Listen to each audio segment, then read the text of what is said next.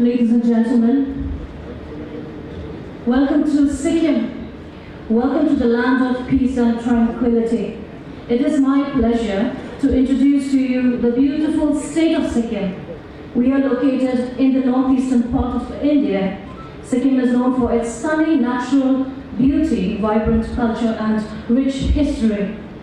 The small state is nestled in the Himalayan mountains and is home to some of the most breathtaking landscapes in the world. From snow-capped peaks to lush green valleys, Sikkim has it all. The state is also known for its diverse wildlife and numerous protected areas, including the Kanchenjunga National Park. Sikkim is also home to the third highest mountain peak in the world, Mount Kanchenjunga, which attracts a large number of tourists and trekkers from all over the world. Sikkim is a cultural melting pot with a population that includes Nepali, Lepcha, Bhutia, and Tibetan communities. This has resulted in a unique blend of cultures and traditions which are reflected in the state's music, dance, and cuisine. In addition to its natural beauty and cultural heritage, Sikkim is also home to several important historical sites, including the Rumtek Monastery, which is one of the most important Buddhist monasteries in the world. The pharmaceutical industry in Sikkim is relatively nascent, but it is growing rapidly in recent years.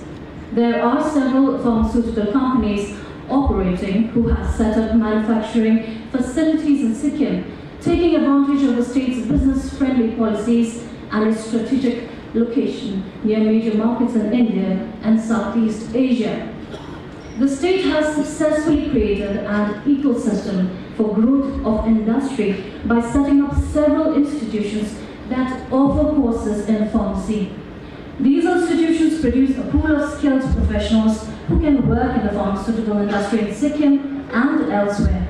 Sikkim was declared India's first organic state by the Government of India in 2016, and since then it has been promoting organic farming practices and has been working towards achieving a fully organic state. Sikkim has a unique blend of traditional and modern cultures, industry-friendly industrial ecosystem, and the local people are warm and hospitable, making it a popular investment destination in India. Ladies and gentlemen, I am greatly honored to stand before you all on behalf of B20 India Secretariat, Ministry of External Affairs, Government of Sikkim, and the Confederation of Indian Industry to earnestly express heartfelt gratitude to all the participants who have taken time out to be here with us in Gangtok today to initiate the third of the 4 B20 conferences in the northeast region of India. A region well endowed with the bounties and beauties of nature and vibrant, talented, and well-educated population whom you would have met in not only in other parts of India but also abroad. Sikkim has tremendous potential for growth and development in various sectors, and the state government is taking several initiatives to tap into these opportunities to promote economic growth. The B20 conference will be mutually beneficial to Indian and international businesses in the days to come, boosting economic growth and development. Ladies and gentlemen, to formally begin the inaugural session of Conference on Opportunities for Multilateral Business Partnerships in Tourism, Hospitality, Pharmaceuticals, and Organic Farming, may I now request the following dignitaries who are already here on the dais. For the inaugural session, I would like to introduce Shri Prem Singh Thaman, Honorable Chief Minister of Sikkim. Please give a round of applause, ladies and gentlemen. Mr. V.P. Pathak, Chief Secretary, Government of Sikkim.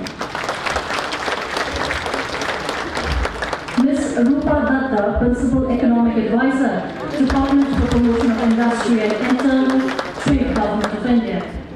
We also have with us Mr. Ashish Kumar Sinha, Joint Secretary, G20 Secretariat, Government of India. Please welcome Mr. Noor Rahman Sheikh, Joint Secretary, Economic Diplomacy, Ministry of External Affairs, Government of India. Also, Dr. Chintan Vaishnav, Mission Director, Atal Innovation Mission and Additional Secretary, Niti Aayog, Government of India. We also have with us Ms. Namrata Thapa, Secretary, Department of Information and Public Relations, Government of Sikkim. A round of applause, ladies and gentlemen. Thank you. May I have the honor to request Mr. Pradeep Purohit, Member, Confederation of Indian Industry, Northeast Council, to please come up to the stage for the welcome remarks.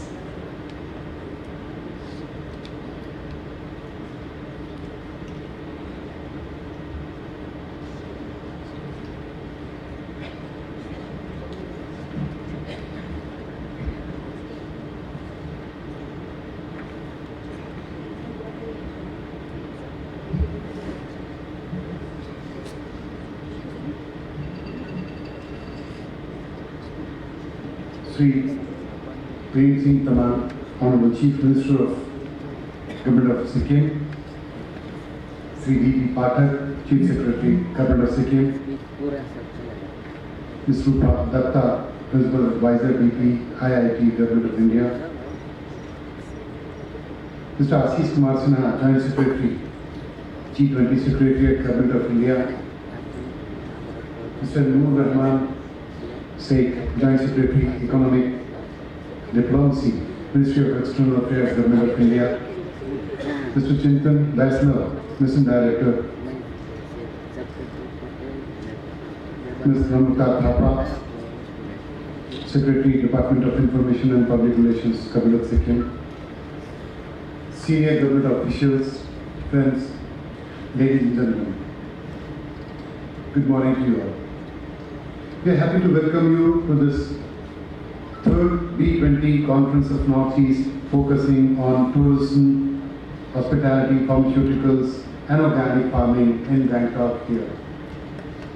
We are enthused by the support we have been receiving from the Government of Sikkim in organizing this B20 conference.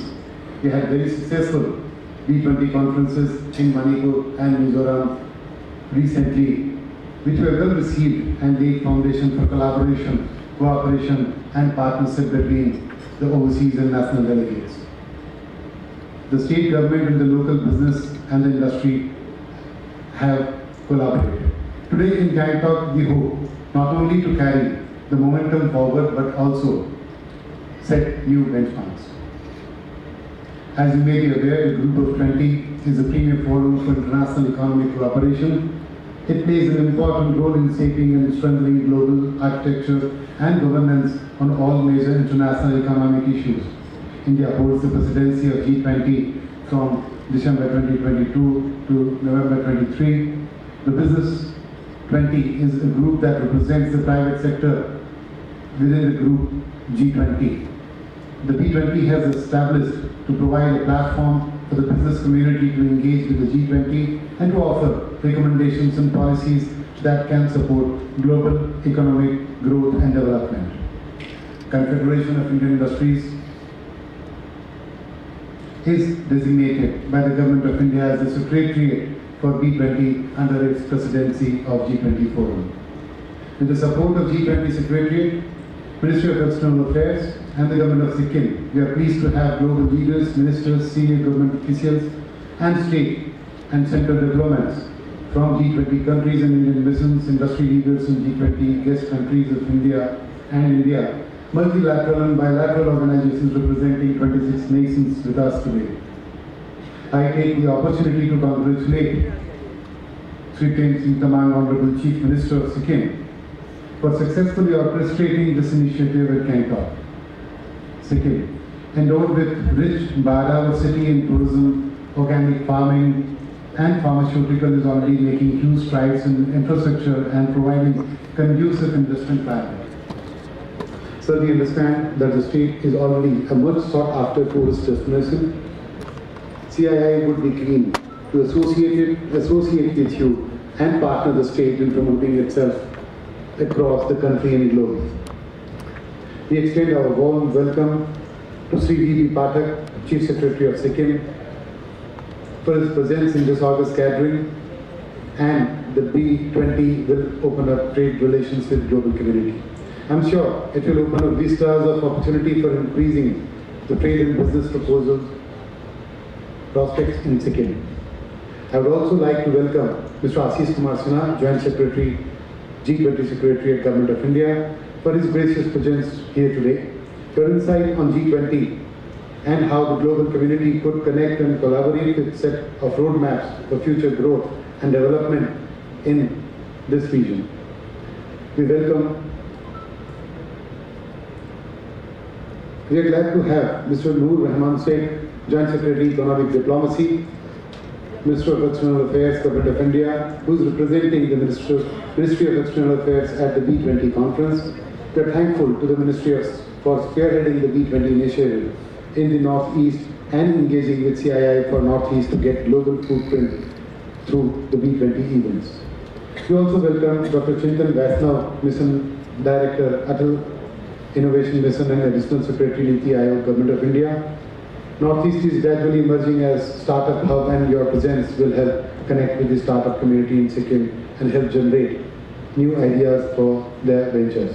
We are also glad to have with us Ms. Namrata Thapa, Secretary, Department of Information and Public Relations, Government of Sikkim, for her support and coordination for this B20 conference in Sikkim.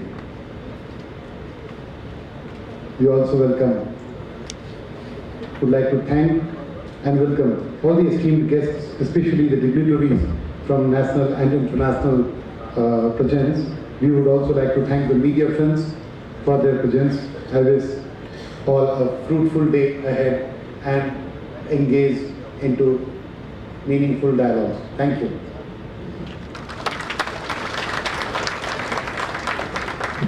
Thank you, Mr. Purohit, for your warm welcome note. I will now request Dr. Chintan Vaishnav, Mission Director of Atal Innovation Mission and Additional Secretary, Niti Aayog, Government of India, to share his thoughts.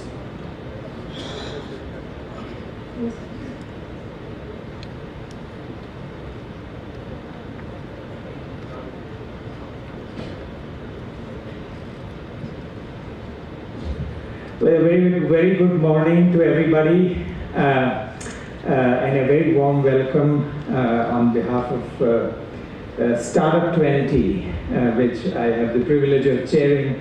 And this first conversation where we are trying to now think about B20, the Business 20 and Startup 20 together.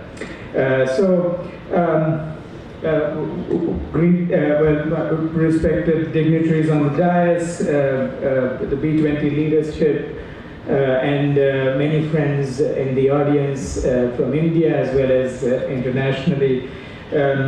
As you know, Startup 20 is the only new engagement group under the umbrella of G20 this year. So in some ways, this is a very interesting conversation because B20 is the oldest engagement group under the umbrella, and then Startup 20 is the newest. And by agreeing to India's proposal to create an engagement group dedicated to startups, one of the things that we have done is, we meaning all of us, all the Global 20 have done is to alter the qualitative nature of G20 altogether, because now there is the B20, which is carrying the voice of the large corporations, and now and there's Startup 20, which will carry the voice of the startups. So in other words, effectively, we have turned the G20's overall architecture into one that is ambidextrous. And so the agenda here obviously will not be complete until we also articulate what are the necessary linkages between the B20 and the Startup 20, or between the large businesses and the startups. And what I want to do over the next few minutes is to really think with you, invite you to think together about what can the combination of these two can do for the world. First, let me acknowledge that this is not the first time startup conversation is happening within the G20. For the last 4 presidencies, if you go from Turkey to Japan to Italy to Indonesia, There has been some or the other conversation about startups. In fact, it has happened under B20 so far. But this is the first time, as I said, these startups have an engagement group that will produce a policy communique, a recommendation for leaders as to how we want the startup ecosystems of the world to come together and work together. And because it's a greenfield group, we have the freedom to shape how the startup group, we want the startup group to work. So first, let me just share with you where the Startup 20 stands so far. We had our inception meeting in Hyderabad, where our goal was to onboard the nations. We were very fortunate that 80 delegates from 25 nations came. There were 100 Indian delegates, and we had a very fruitful conversation that has taken us from what we started with, which was the inception, which was this issue note, into the policy communique -1, which is what we hope to discuss in Sikkim this weekend on the 18th and the 19th. Now, we went into this meeting with two overarching objectives. The idea was that can we architect the Startup 20 engagement group such that the global startup ecosystems can work together, learn from each other, and harmonize on one hand, but we do so while making sure that each country's startup ecosystem has the freedom to grow the way they want to grow, because obviously its trajectory has been representative of what is their ground reality. So that two-dimensional objective is there. So global harmony but local freedom type of an architecture we are trying to create. We have divided ourselves into 3 task forces. First is foundation and alliances. Second is finance. And third is inclusion and sustainability. The foundation's work is focused on creating a handbook type of a document which will provide the definitions and terminologies for the startup ecosystems. If you look around the world today, there's a great deal of heterogeneity in what we call a startup. So that's the first order of business. This alliances work is about producing a blueprint which will let this group promote creation of network of global innovation centers that can carry the work of this group forward. So that's alliances. Finance is trying to articulate a policy framework which unlocks financing across these ecosystems. Inclusion is focused on articulating how we build startup ecosystems that are inclusive in the first place, inclusive of women, inclusive of geographies, inclusive of languages, because creativity has nothing to do with any of these other dimensions, right? So that is the work of the inclusion. And finally, sustainability. That group, and we're sitting here in Sikkim, the most sustainable state of India. Sustainability group within Startup 20 is trying to articulate how do we identify those startups that can make the world radically more sustainable. So those are the 5 different focus areas under the three task forces. Now, as we go into Sikkim, when we went into Hyderabad, we were a bit nervous as to how will this group take off. But post Hyderabad, we can say that there is a tremendous amount of excitement and the world is on board. So this group is up and running. And I'd like to invite you to stay on, be a part of Startup 20, or be a part of Startup 20 nevertheless as we move forward. I must also mention that under Startup 20, we have launched a platform called Startup 20X. The Startup 20X is meant to be a TEDx-like platform, since people may be more familiar with TEDx, that's why I'm using the terminology. And the idea is to capture the activity of the startup ecosystems all over the world by co-branding. Whoever wanted to co-brand their events and put it on a global stage, Startup 20X allows them to do that. The idea is that we will hope to hear all of the bottom-up voices, which also become the part of the policy communique that we're trying to put out. Let me now turn to Startup 20 and B20 together and put out some thoughts in front of you. If we were to think about linking B20 and Startup 20, if you think about it, this question from the perspective of the world or from the perspective of any single nation, the idea is very clear that together these two forces, large corporations and startups, are able to solve problems much more effectively. I mean, think about COVID-19, the period that we are emerging from and something we all experienced. In this period, it was very clear that startup-like entities innovated rapidly and corporations-like entities scaled successes rapidly. Think about it. For example, Oxford, BioNTech, Moderna, parts of Bharat Biotech, they innovated to come up with a vaccine rapidly. But it was Pfizer's and AstraZeneca and others who could scale something like this rapidly. So this combination is a potent combination. Now let me posit to you, this group, that most complex challenges that we confront as the world today require this combination, certainly the G20 economies. So the question is, can B20 and Startup 20 deliver this combination? Now, as we are gathered here today in the Northeast, talking about 4 topics, tourism, hospitality, pharmaceuticals, and organic farming, let me take one of those 4 topics, organic farming. You see, as you know, Green Revolution averted the food security crisis many years ago. And that was made possible because large corporations were able to make seeds, fertilizers, pesticides available at affordable costs and across at scale.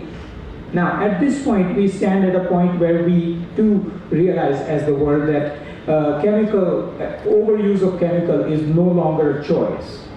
So we are trying to move towards organic agriculture, something that Sikkim does naturally.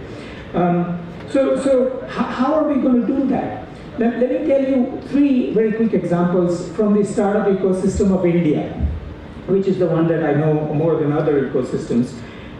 There's a company called Bioprime in Pune, which makes agri-biologicals. They make molecule-based research. Each of the examples is rigorously sort of based in science or engineering. They make molecules that let crops withstand biotic and abiotic stresses like the extreme variation in temperature, extreme variation in water availability, pests and diseases, of course. So the crop losses are lower.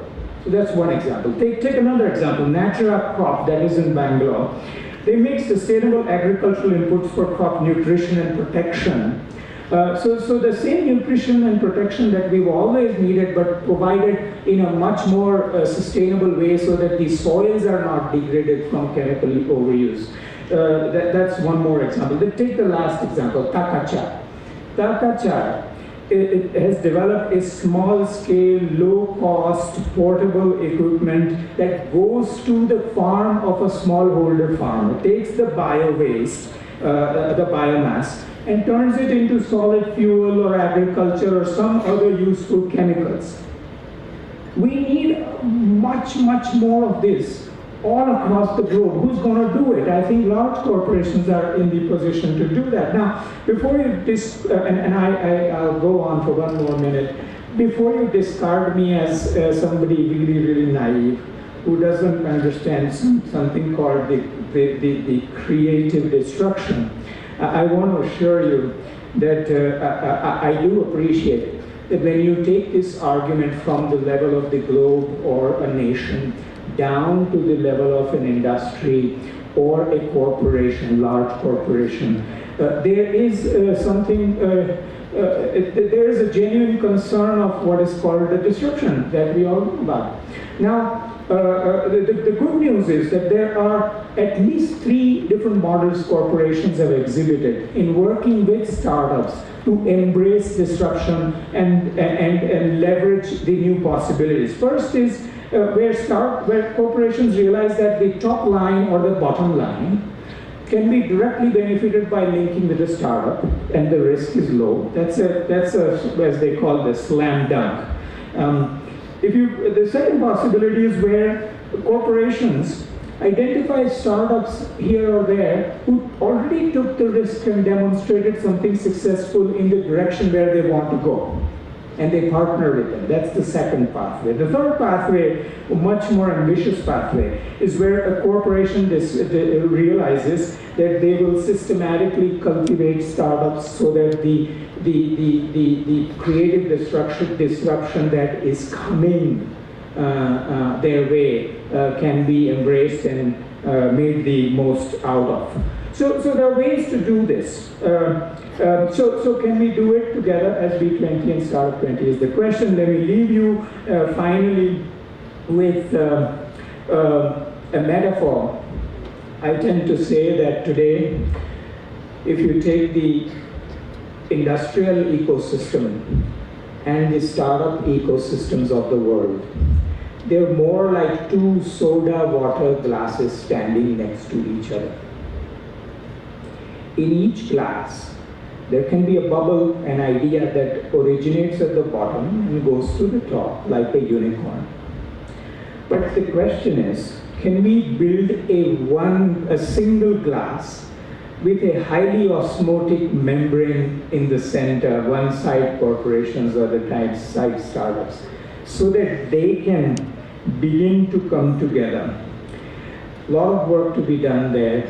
If you have ideas, let's build that together. Thank you very much.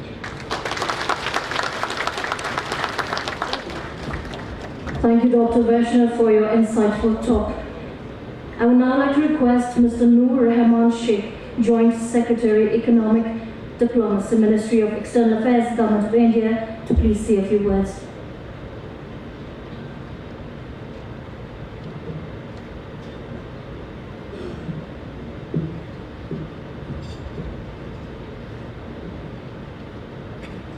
Sri Prem Singh Tamangji, Honorable Chief Minister of Sikkim,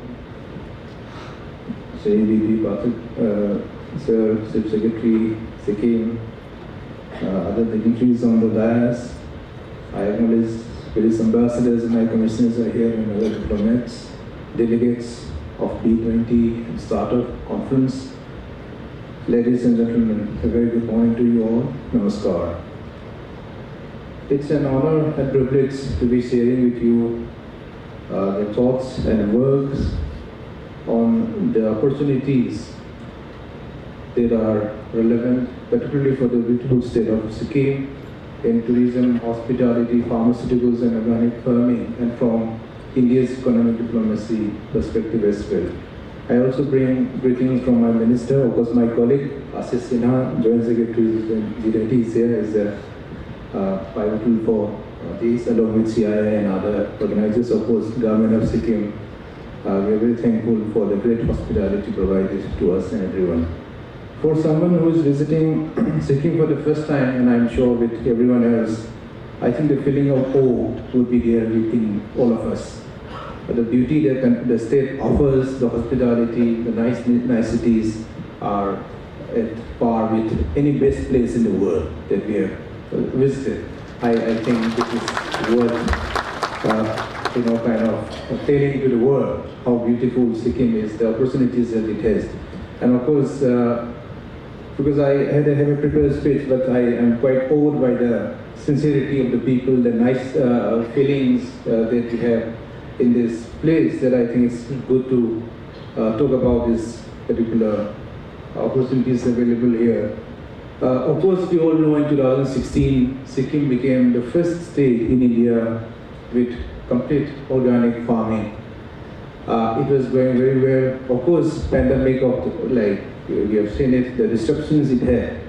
Not only one part of the world, but everyone else. All of us, all the countries of the world were affected by it.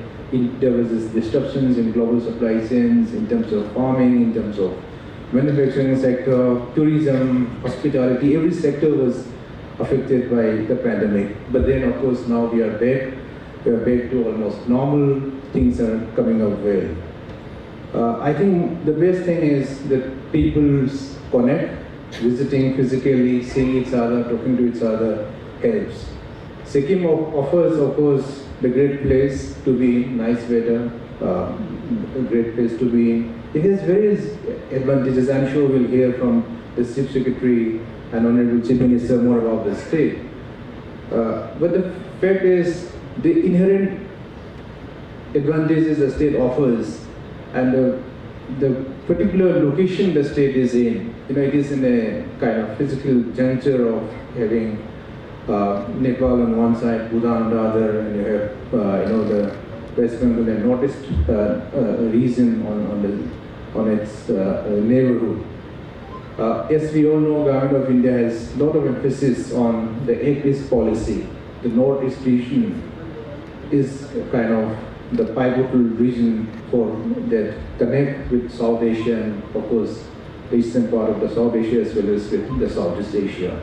I am quite pleased to see a lot of representation from that region as well. In terms of pharmaceuticals, you see Sikkim certainly has a lot of inherent, kind of advantages of having various APIs available in the state. I understand that there are about 20 big farmers lining up to be setting up their facilities in the state. We are also very keen at the Government of India level that manufacturing facilities in all sectors, particularly pharmaceuticals, come to India.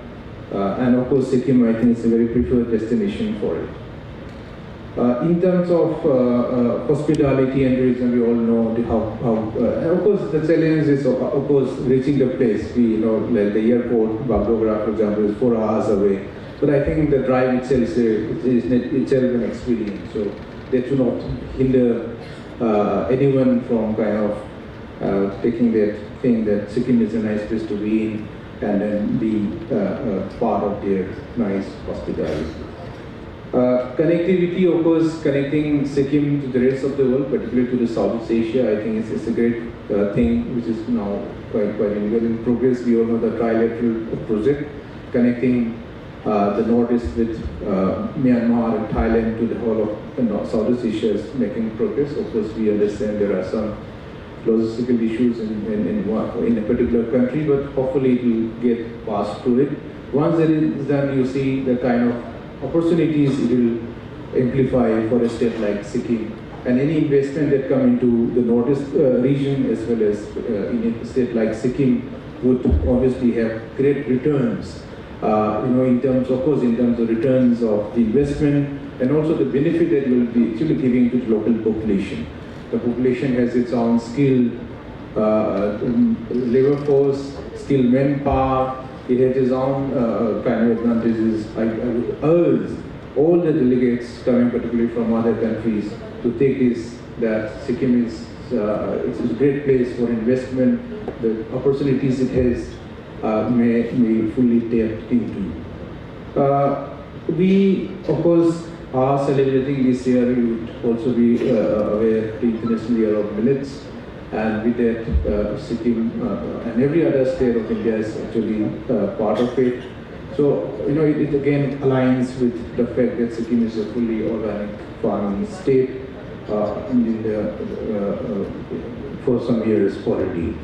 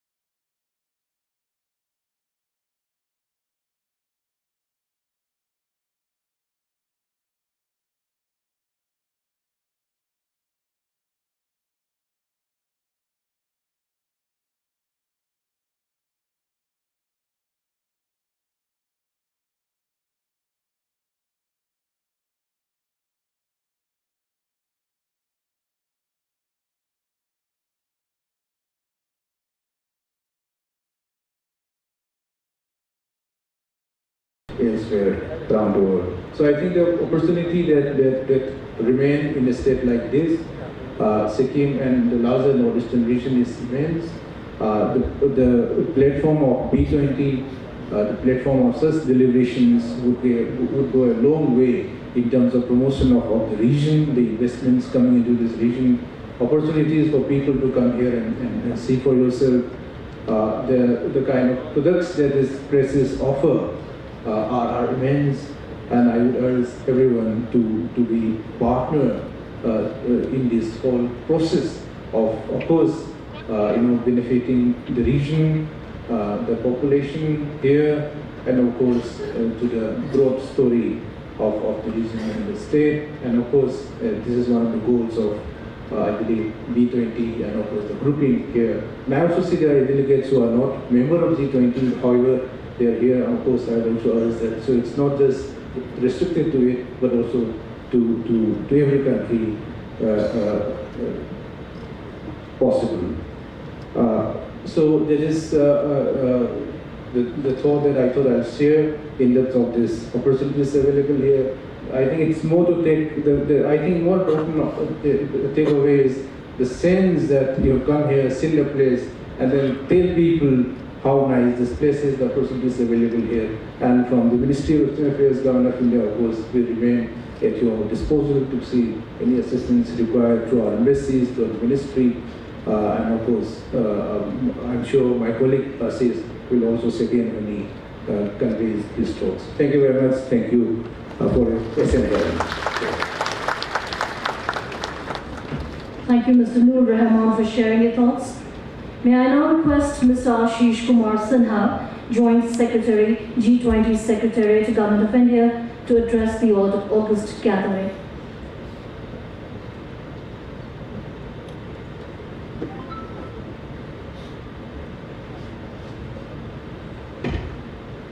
Thank you very much. Honorable Chief Minister, foreign delegates participating in this event, Chief Secretary Sir, senior officials of Government of Sikkim, Madam Rupa Datta, my colleague Noor, Chintan Vaishnaji, Madam Namrata Thapa, Secretary Government of Sikkim, dignitaries, ladies and gentlemen, Laba Sa Hai. How are you? Good morning. I see some people taking their morning nap, so that I take this responsibility to wake you up. And if I sound boring, let me know. I will either cut short my presentation or crack some jokes. But be aware that I'm here speaking to you, and you have to really give me that feedback. I have a small presentation to run you through about the G20. You must have heard about G20 and you must have heard Indian presidency of G20, but I realize that not everyone is aware of the broad contours. Yesterday I met Acting Consul General of Bhutan on the way from Bagdogra to Gangtok, and realized that she's participating first time in a G20 event and she's not fully aware. So thinking that, I thought that I should just give a brief glimpse of our G20 presidency. So next slide please. Yeah. So you can see the slide here. G20, as you know, is the premier forum for international economic cooperation. And why it is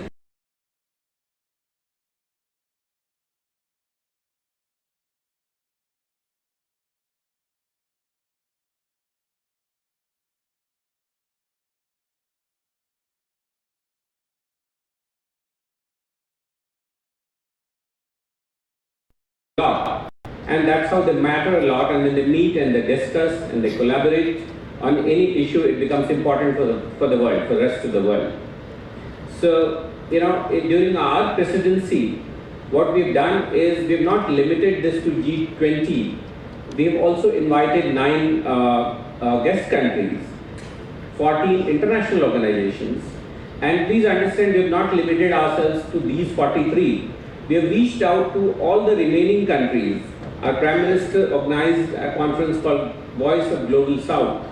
So when we started our presidency, we took feedback from rest of the countries which are not participating on the table as to what are their issues. And India has always been championing the issues of developing countries, so we will put forward during our presidency even those issues on the table to discuss and to bring the attention of powerful 20 countries on those issues. Little bit of genesis of the grouping. It started in 1999. I mean, the backdrop was Asian financial crisis, and it started as a forum of finance ministers and central bank governors to discuss the macroeconomic issues. And soon the world realized that this grouping is far more important than discussing just global macroeconomic and economic stability issues, and it was elevated to the summit level in 2008-9, wherein almost all the issues under the sun started to be discussed. Gradually the profile increased, and today we have almost every issue being discussed, from agriculture to employment to education to green technology.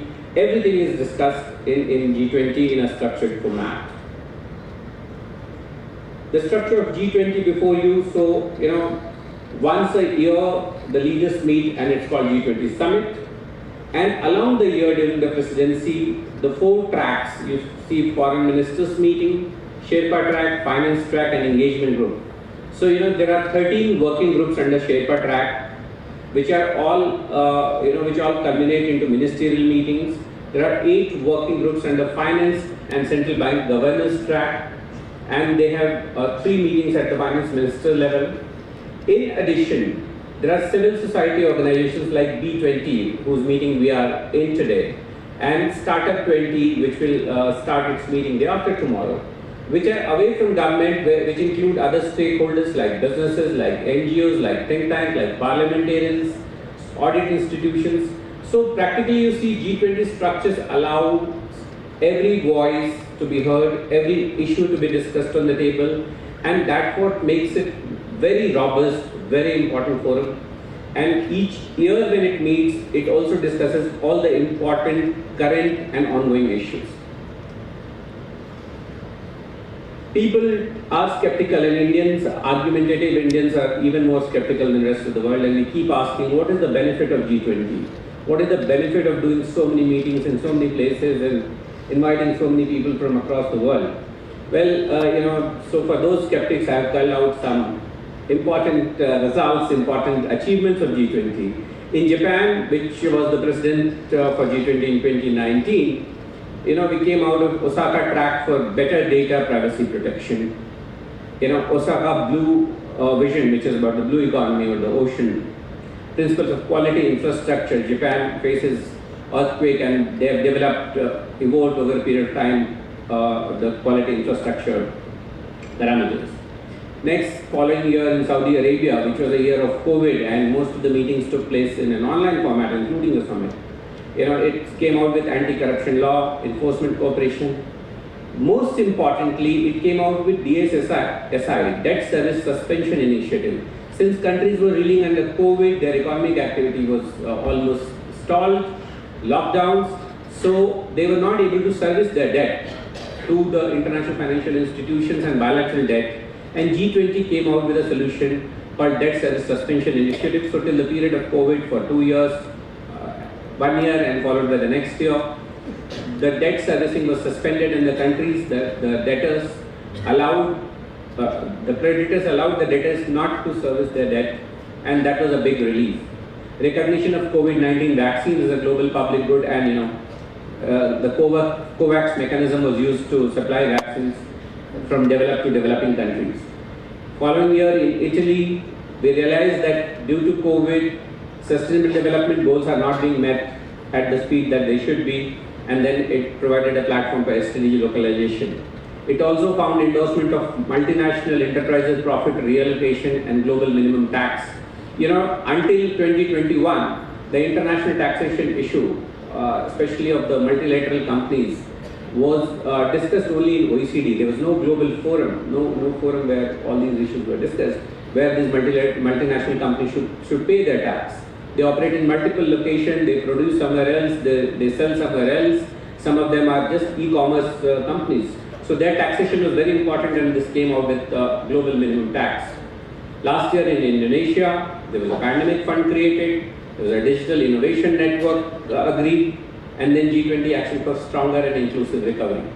So I hope the skeptics of G20 can understand that this is a very important forum, and that leads us to the Indian presidency. What are we going to do during Indian presidency to continue the legacy and to add our Indian touch to it? So, Indian presidency is taking place amidst global turmoil. Not a happy thing to say early in the morning, but you see, the world is facing a lot of challenges. From climate crisis to slow progress on sustainable development goals, then we have seen pandemic. I hope we have left it behind. But then pandemic not only led to loss of lives and livelihoods, but it also created disruptions of global supply chain, increased people under poverty line, and we are yet not fully recovered. The recovery is very uneven. Then that led to debt crisis, and the moment world thought that we are getting over pandemic, we faced the biggest global political crisis after the Second World War. That has led to disruption of supply chain, food, fertilizer, they say 3F crisis, food, fuel, fertilizer crisis, so a lot of crisis. And that's when India assumed its presidency, but we Indians believe that each crisis has an opportunity. And what could be a better opportunity than G20, where 20 top leaders meet and discuss all these crises and find possible solution. That's what we are planning to do. Our presidency, we have started our presidency. So, these are the global crises. And on the other side, you see India's response. With each crisis, India has emerged as a regional and a global player. And with our limited experience, expertise and resources, we are trying to reach out to the countries which need our help in terms of vaccine mastery, in terms of voice of global south, acting as a bridge between developing and developed. And we've seen Prime Minister's personal, connect with all political leaders, including leaders of the countries which are in geopolitical conflict, and Prime Ministers suggesting them that this is not the era of war. So, advocacy of dialogue and diplomacy which we've been doing.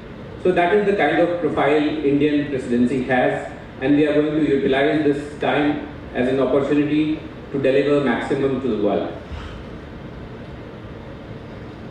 So you see, Indian presidency is, this is our logo, this is our theme, and this comes at a time when India celebrates 75th year of its independence, and next 25 years as Amrit Kal, leading to the centenary of our independence, 100 years of our independence.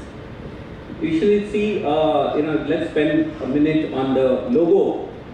You see this globe. So basically, this is depicting India's approach to the planet. Basically, the climate crisis, the environmental sensitivity, the bridge between developed and developing, everything. All the global issues and our approach to the planet. You see the lotus below the globe. What lotus is important in our Indian culture is that it grows in the mud. So basically, every crisis can be turned into an opportunity.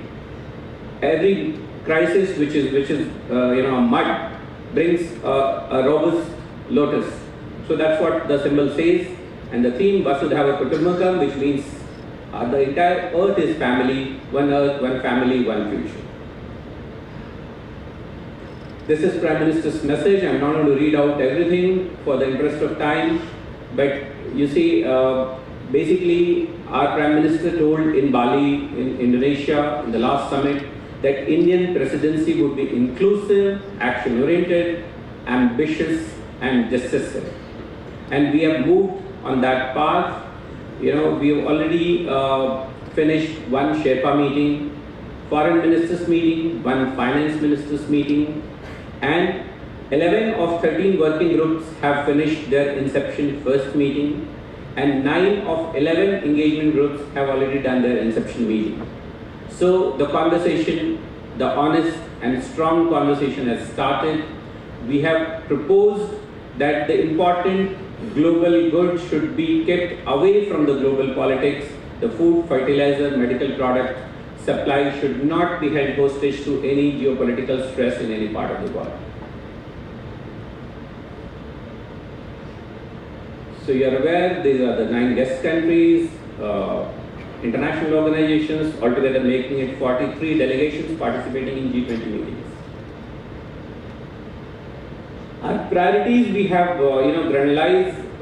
The overall priority would be green development, being in Sikkim, being in Gangtok, which is a green state, which follows sustainable development practices and can lead by example, and we can replicate this example elsewhere in this country and abroad.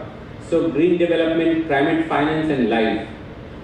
Ladies and gentlemen, you would have seen our Prime Minister launching LIFE, which is Lifestyle for Environment in COP26 in Glasgow, which means that with our choices, with our lifestyle choices that we make, we can ensure sustainability.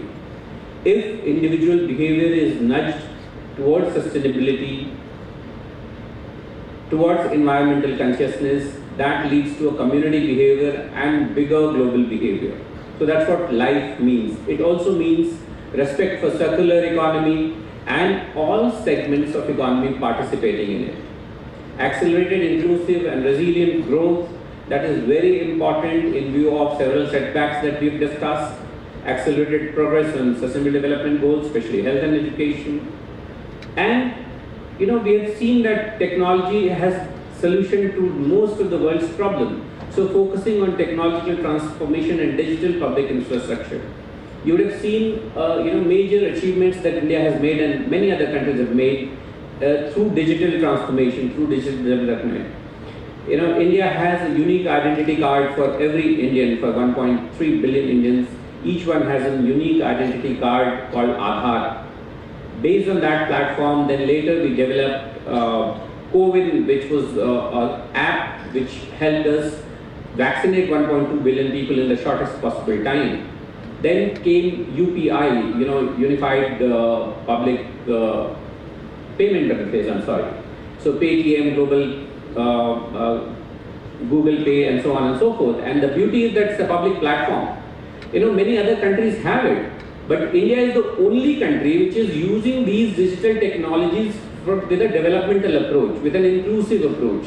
So UPI has the biggest financial inclusion impact. Now every Indian is included in the mainstream financial system through UPI and through bank accounts.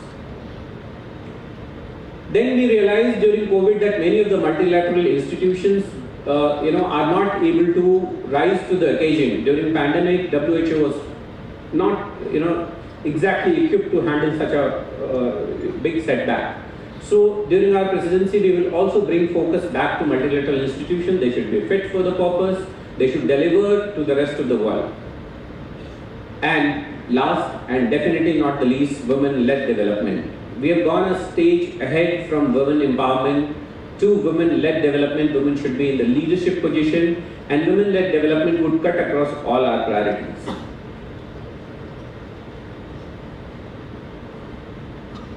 These are our priorities. We have also, disaster risk reduction is one of the elements at the bottom of the slide. During our presidency, we have proposed one new working group, which is on disaster risk reduction, and one new engagement group, which is Startup 20. Disaster risk reduction is important because the developing countries spend 10% of their infrastructure costs every year, which is lost due to disaster. There are fragile ecosystems, there are floods, there are droughts, there are earthquakes we've recently seen in Turkey. So it is important that we discuss about that, we discuss about international collaboration, and we discuss of creating disaster resilient infrastructure. Similarly, on startup, India has made a lot of progress. You would have heard Chintan Vaishnaji, and you'll hear next 2 days when startup is discussed. So the startup needs a specialized focus. It cannot be dealt with the same set of rules and procedures which is used for bigger corporates. And therefore, one new working group as DRR and one more engagement group as Startup 20.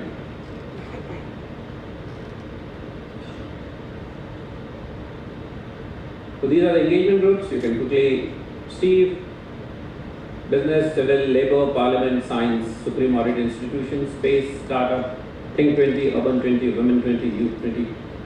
You can decide to participate like you're participating in this, in many other engagement groups that is open. And since this is not the last association that you should have with G20, you remain connected to G20 and its developments. There's a website, there's a Twitter handle, and there are Instagram, and there's an app store for G20. So please use these platforms, use a little bit of your mobile technology to remain connected to G20, what we are doing, and please provide your feedback on each of these. We are very open to listen to you. You know, the uniqueness of Indian presidency is also about its outreach to people, which is very unique. There's another track our Prime Minister started. Prime Minister says that this will not just be a diplomatic exercise with diplomats coming in suits and ties and discussing and going away.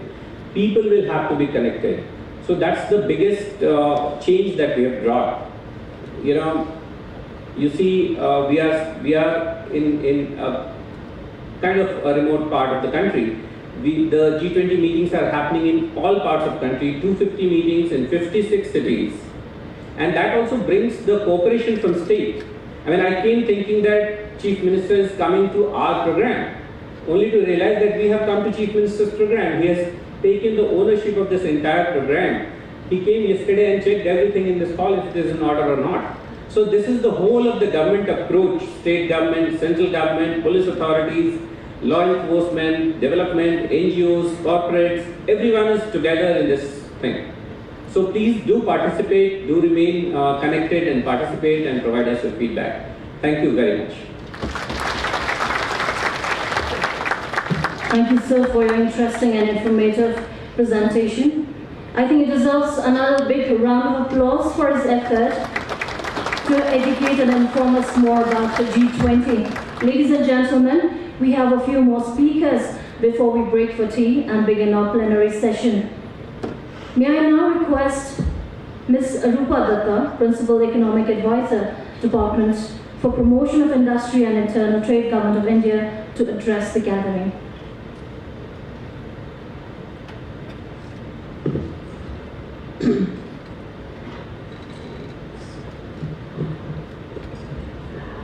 Good morning, everyone.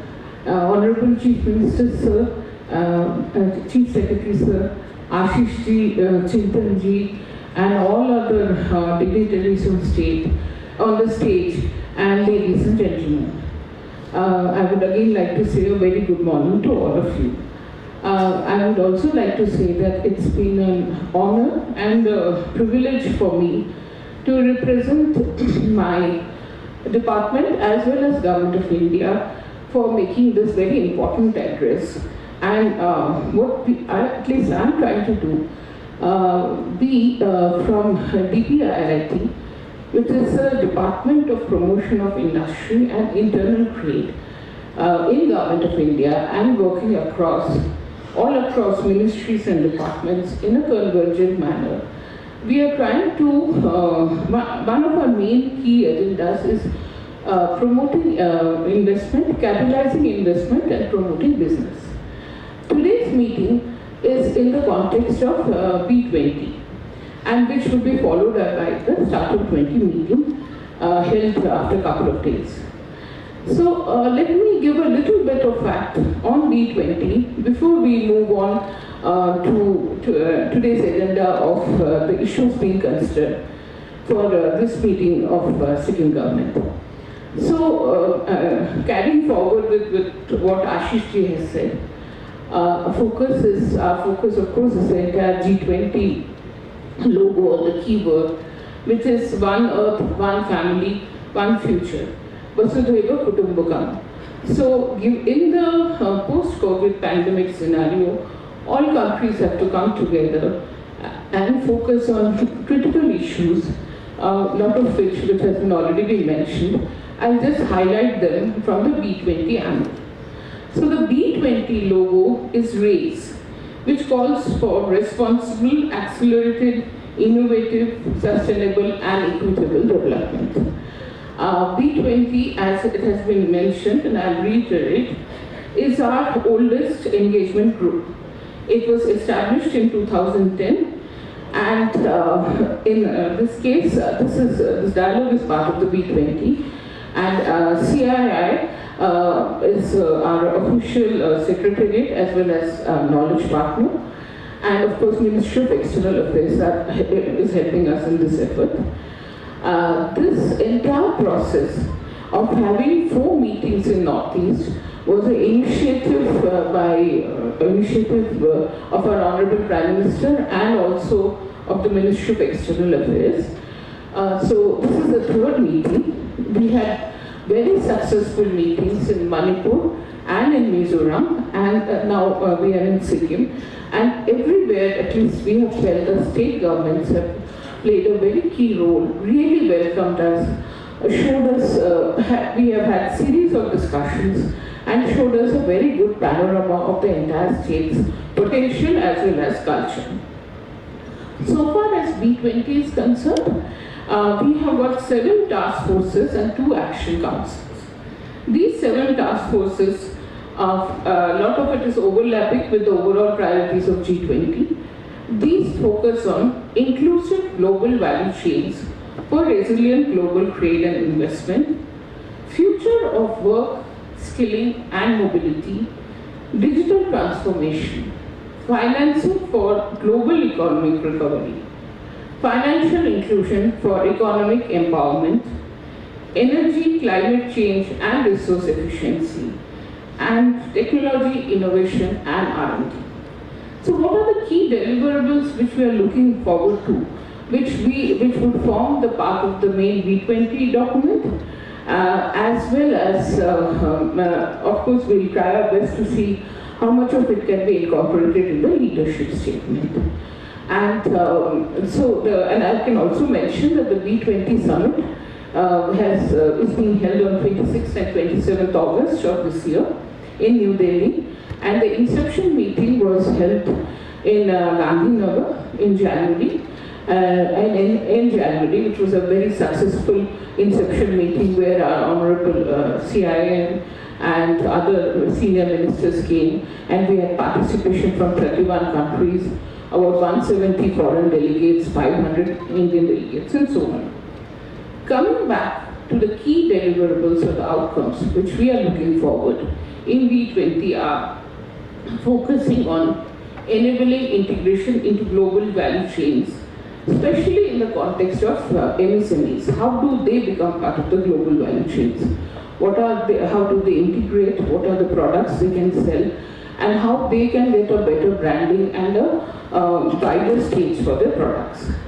This especially in the context of COVID, where we saw how the domestic supply chains as well as the global supply chains and value chains played a key role. This action point or this deliverable becomes very important.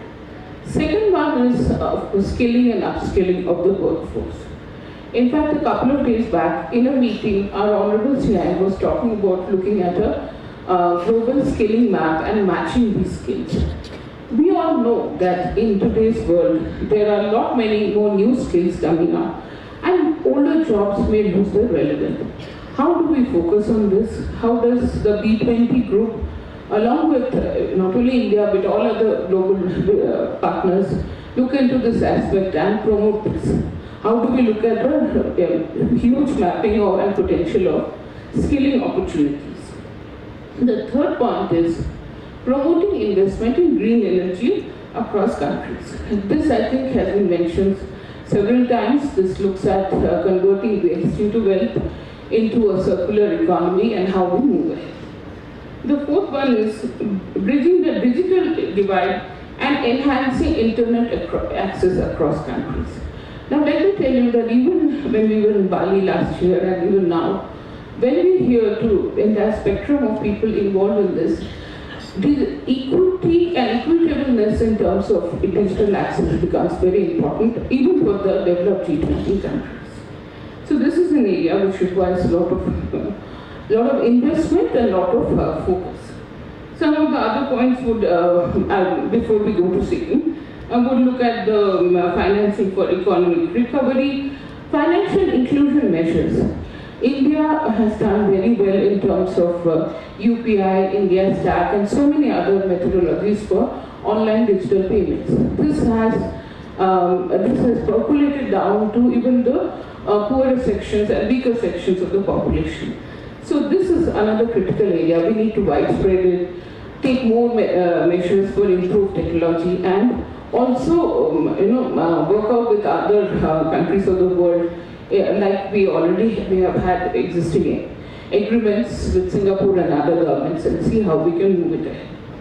Other areas would be looking at higher private sector participation in regional value chains and minimizing the minimizing the environmental impact in a globalized world. Now, I would like to, I know there are a lot of speakers waiting after me, so I would just like to mention a few points from the Sikkim perspective point of view. So today's meeting is on multilateral business partnerships in tourism, hospitality, pharmaceuticals, and organic farming. Sikkim, as we all know, we are all witnessing, and incidentally, this is also my first visit to Sikkim. It's a beautiful region. It's a region renowned for its monasteries. It's called the Garden of War God Indra. So well known for natural beauty and vibrant traditions, a strategic state for India, serving as a gateway to our neighboring countries. And it's a picturesque city situated in the eastern part of the state. The state is known for its high quality agricultural produce, including tea, cardamom, and oranges, thriving tourism, and progressive policies. So, of course, a lot of it would be mentioned by the state governments.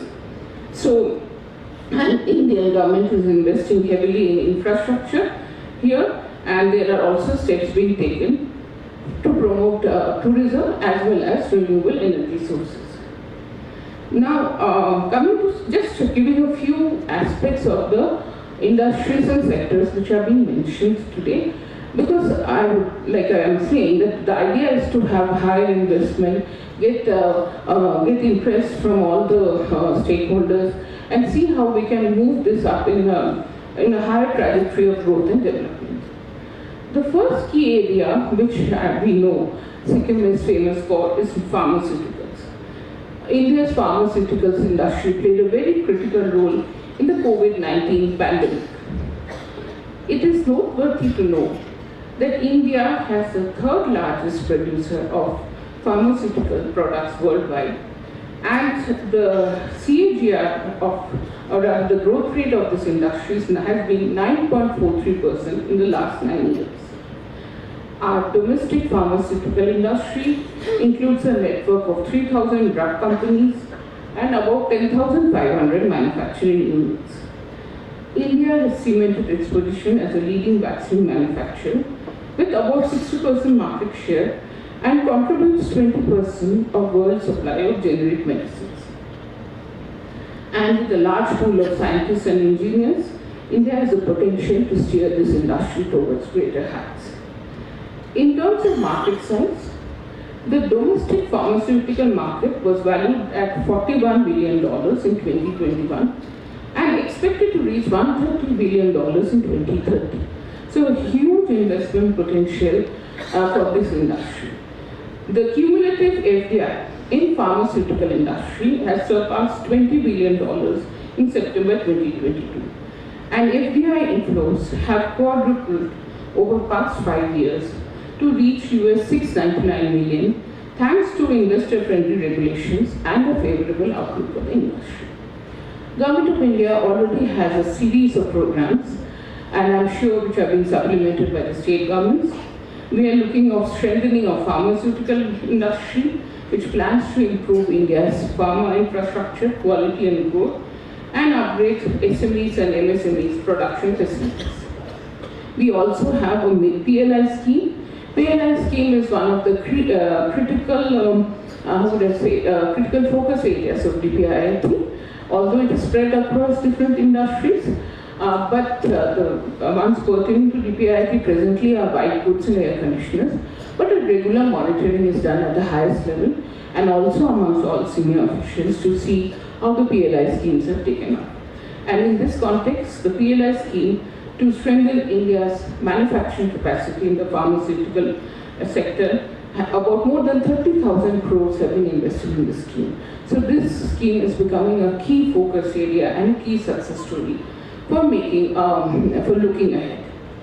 In the past few years, the market for medical devices has also expanded by 12 to 14%. This is about manufacturing of components of high-tech medical, high-end medical devices is an important step towards Atmanirbharta. Therefore, need to boost domestic production of medical equipment and enhance the pharmaceutical industry would, I think, require cooperation from all fronts, central government, state government, businessmen and all stakeholders, including all country representatives who are present today. The second point is hospitality and tourism. A lot of it has already been mentioned, so I will not mention much. But we know that to bolster the tourism sector, several steps have been taken, such as enhancing infrastructure, promoting ecotourism, and organizing cultural festivals. Promoting Northeast as a tourism destination is part of these activities, and through campaigns, collaboration with stakeholders and media outlets. And these have resulted in enhanced economic growth potential for all these states and sectors. And obviously, this is an area which will require much more collaboration and cooperation from all concerned to move, because it's also a highly employment-intensive industry. More the tourism develops, more the country, not only GDP and economy develops, but employment gets a boost. So, steps have also been taken to promote religious tourism, and with big budgets being allocated from them. One such initiative is that government has launched the pilgrimage, rejuvenation and spiritual augmentation drive, PRASAD scheme. And in the Union Budget of 2023, an amount of rupees 250 crores has been allocated. The third area is organic farming. Again, Sikkim, with its focus on organic farming, the way the cultivation is adopted, steps taken to promote, improve soil health and overall agro-economic system is well known to all. Again, an area which is under a lot of focus, getting awards from all over the world. The United Nations Fertilizer and Agriculture Food and Agriculture Organization, FAO, gave Sikkim the Oscar Award for its best priorities to acquire 100% organic farming. It was also recognized as the world's first organic state. Again, many steps being taken by Government of India to promote, and state government of course, to promote organic farming, and there are several ministries, several missions being launched. Rest of it, the details would be, there are a series of presentations being given by state governments. I would again like to end, and in this context, of course, what Chintanji had said in the morning, not only B20, but Startup 20 is also playing a key role in organic farming and so many other areas. And Startup 20, I would reiterate, is a major success for India. When we were in Bali, this concept came, and we individually spoke to a lot of G20 countries. There were areas, there were concerns as to there are already so many engagement groups, why do we need one, what is the focus? But I'm happy to say with collaborative efforts of all ministries and governments, we could get this in the startup engagement group through, and and they are doing, as you can already see, and we will be more aware of it during 18th and 19th, that startup is also moving ahead. Startup 20 is moving ahead in leaps and bounds, and along with B20, which of course remains our key focus area. So I would like to end by saying that let us all, in the post-COVID world, it has become very clear that all countries have to move in sync with each other.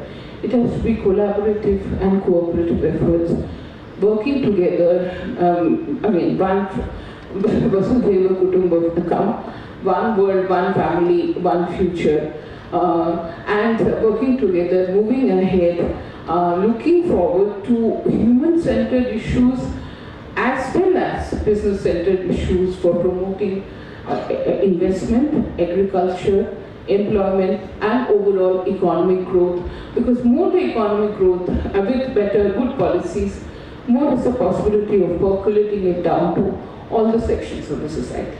Thank you.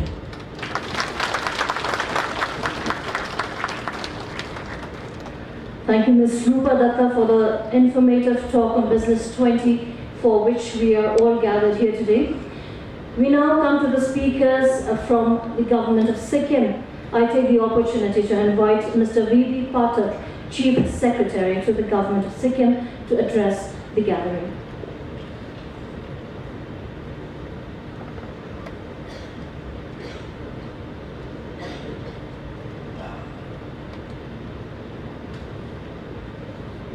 Honorable Chief Minister, Sir, Excellencies, the Ambassadors, Deputy Head of Missions and Consul General, delegates from G20 countries, Chief Executive Officers and Senior Executives, representatives of businesses within India and other G20 countries, senior officers from Government of India and Government of Sikkim, ladies and gentlemen, our beautiful Himalayan state is proud to have been chosen to host the prestigious Business 20 conference as part of India's presidency of the G20 summit. It is indeed a momentous occasion to host delegates today, and it gives me great pleasure to welcome you to Sikkim, nature's favorite child. Located in the heart of the Himalayan range, Sikkim is the natural habitat of an unsurpassed range of unique and rare plants, animals and bird species. Numerous lakes, glaciers, valleys, snow-clad mountains dot the landscape of the state. Our state is also abode of the mighty Kanchenjunga, the third highest peak in the world, which is not merely a physical entity, but highly revered and regarded as the guardian deity whose benign watchfulness ensures peace and prosperity of the land. Sikkim proudly houses India's first UNESCO mixed World Heritage Site, the Kanchenjunga National Park, and is rightfully recognized as one of the India's most significant biodiversity concentrations. Sikkim strikes a delicate balance between human culture and Mother Nature. Development and sustenance have been possible because of the deep spiritual and religious kinship the people share with the magnificent nature surrounding us. Sikkim is a front runner in terms of protection and conservation of its natural resources, forest, environment and wildlife. An increase in forest cover by 4% in the last 2.5 decades stands as a testimony of the eco-friendly policy of the state. It is therefore only apt that Sikkim is called the Green State of India. Sikkim, which covers a mere 0.2% of the geographic area of the country, is home to 26% of the total floral diversity of the country. 30.8% of its geographic area is covered under Wildlife Protection Area Network. The Himalayan state hosts 7 wildlife sanctuaries and 1 national park, and country has the highest state-wise percentage of the protected area. To further conserve and protect our pristine environment, the state government has put in place measures that will reduce plastic waste and its pollution of the environment and human health. Sikkim is not only rich in biodiversity, but also in the cultural and religious amalgamation of various ethnic groups present. The 3 ethnic communities of our state, the Bhutias, Lepchas and the Nepalese, blend in homogeneously with one another. It is a matter of great pride for us that even with the presence of several communities in one place, Sikkim has never had any history of communal violence. Peaceful coexistence has become a natural part of Sikkim's traditional values, for which our state is rightly hailed as the land of peace and tranquility. The journey of the development of Sikkim in the 21st century has been a journey of accelerated growth, which is ecologically sustainable and balances the concerns of the current and future generations. Sikkim has been one of the better states in India, with per capita income in 21-22 being over $7,000. Overall gross state domestic product has been close to $5 billion, with a decadal growth averaging 8.3% in dollar terms. The base of GDP, its growth and structure, all three point to enormous opportunity for business and enterprise in the state. The structure of the economy in Sikkim is significantly different from other states in the country. Manufacturing and tourism related sectors comprising trade, transport and real estate account for nearly 50% of the GSDP of the state. Notwithstanding the pandemic, which had adversely affected these sectors, the decadal growth of these sectors has been 8.6% in dollar terms. Owing to proactive measures taken by the state government, together with the right set of incentives, it is estimated that the state attracted an investment of close to $500 million from nearly 30 pharma companies in the last decade, thus emerging as a major pharma hub in the northeastern region, with marquee companies like Cipla, Sun Pharma, Zydus Cadila, Alembic, Ipca, Alchem Lab, Intas Pharma, Torrent Pharmaceuticals and Unichem setting up their units in the state. Sikkim promotes green investment and is an ideal destination for industries having low volume and high cost products such as medicines, microchips, various components and auxiliaries for e-vehicles, etc. The overall growth of invested capital and net value added in the organized manufacturing sector over the decade at 24% and 40% respectively was more than 3 times the comparable growth at the national level. Tourism is another major sector in terms of generating livelihood opportunities for the people, with nearly 20% of the working population of Sikkim being engaged in this sector. Our annual tourist footfall is 3 to 4 times of the total population. The state has a plethora of tourist destinations which meet all kinds of preferences like adventure, religion, scenic beauties and rejuvenation centers. The state government, with the objective of holistic development of the identified destinations and for integrated development of tourist circuits around specific themes, has developed the trekking circuit, Buddhist circuit and Himalayan circuit, which have been very beneficial to the state in terms of boosting the tourism sector. The Parvatmala scheme and the Vibrant Village program of the central government, which have been conceived to create a modern system of transportation and connectivity on the mountains and strengthen the border villages of our country, will also create additional opportunities for tourism in Sikkim. Most of the niche products such as adventure, medical, wellness, meetings, incentives, conferences and exhibitions and ecotourism are consistent with the tourism development mission and related initiatives of Sikkim. While developing tourism along these themes, the objective is to attract high-value tourists for a relatively longer period of stay. In addition, Sikkim has been continuously developing new tourist hotspots.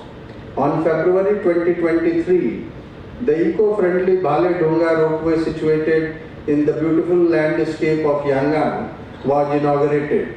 This state-of-art ropeway is the longest and highest ropeway in the state and is constructed with the technology, materials and expertise of the world-renowned agencies. It is indeed a remarkable feat of engineering and is highly anticipated to become a popular tourist attraction and an economic mainstay of the people of the region. Besides the modern hospitality and accommodation setups, homestays are a unique feature of tourism in Sikkim. Homestays are not only close to the tourist hotspots, these are convenient, affordable, and provide an insight into the cultural heritage of Sikkim. Direct network for digital commerce could provide a platform for these being showcased. There could be an aggregator for these homestays, bringing out their special features and widening their access to the tourist at large. Promotion of village tourism, cultural tourism, trekking tourism, ecotourism, wellness tourism, floritourism and adventure tourism, which has given a fillip to the tourism trade in the state, offers many investment opportunities. Further, establishing tourist complexes, ethnic culture tourism center, health farms, hotels, convention centers and tourist travel services are various avenues for investment in the tourism sector. Sikkim has been recognized as the world's first organic state by the World Book of Records of London. This recognition implies that the state has become the first state in the world to implement a 100% organic policy. The state has also won the prestigious Future Policy Award from the UN Food and Agriculture. The policy decision of the state government to ban the use of chemical fertilizers and pesticides in farming has not only improved the quality of the product, but also safeguarded the health of the farmers and consumers. 75,000 hectares of land have been converted to organic farmland so far, which has benefited more than 66,000 farming families. There has now been a consensus that agriculture needs a new direction to make India a global powerhouse in the food system, ensuring food security and nutrition to all, developing a sustainable natural resource ecosystem, and creating an appropriate institutional and governance structure. With the Green Revolution in the late 1960s, we witnessed an extraordinary period of food crop productivity growth. However, unintended consequences in water use, soil degradation and chemical runoff had serious environmental impacts and were widely recognized as potential threats to the long-term sustainability of the success of the Green Revolution. In such circumstances, the government of Sikkim made pioneer efforts by supporting organic farming in the state.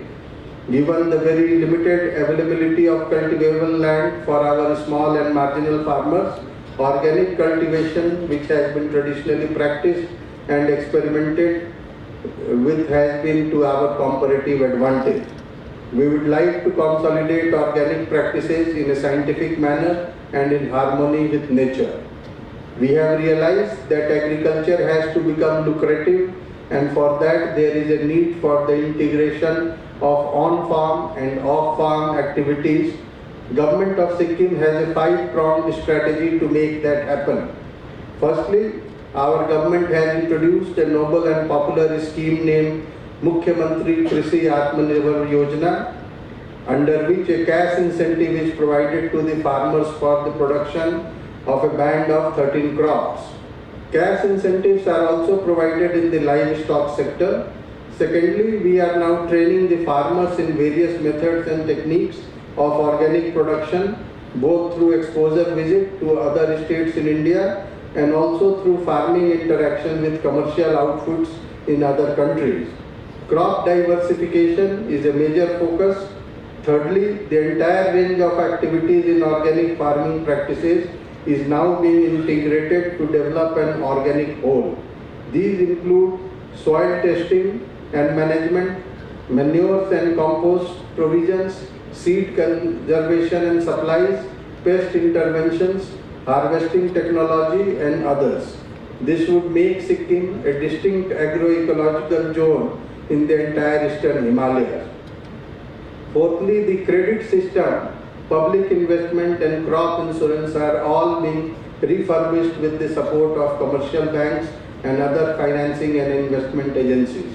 And finally, besides the ongoing construction of the processing plant, the government of Sikkim is exploring the possibility of interconnecting with the value chains at the global level.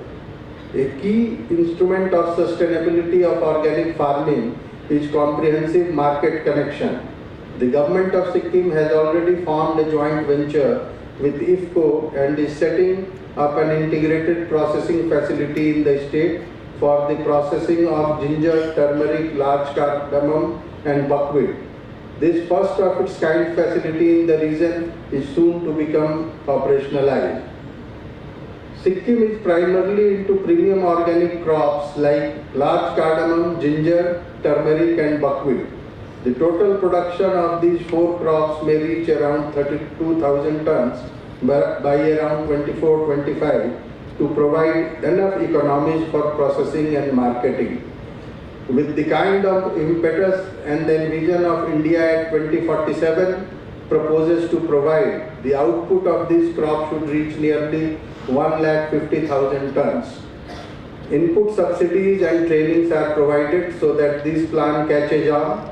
Production clusters have been identified where farmer producing companies could be formed. The new initiative of the revival of Northeastern Regional Agricultural Marketing Corporation and organizing FPOs and integration of these local level aggregators may provide the required marketing impetus. There is, however, a need for establishing an export-oriented, industry-empowered, organic food park cum free trade warehousing zone in the state. This mountain port-like venture will offer common third-party logistics and supply chain infrastructure such as organic-only processing, handling and warehousing facilities will serve as a magnet for private players into organic and set the stage for transformational sectoral growth. Open network for digital commerce set up by the Department of Promotion of Industry and Internal Trade, which aims at fostering open networks developed on open source methodology using open specification and network protocols, may be game changer for organic products and development of tourism in Sikkim. ONDC widens the digital market access for micro, small and medium enterprise and drive innovations to transform businesses in sectors like retail, food and tourism. Consumers can potentially discover any seller, product or service in a common platform, thus increasing freedom of choice for consumers. The IT and ITS sectors play a vital role in driving the growth of the economy, generating employment and driving innovation.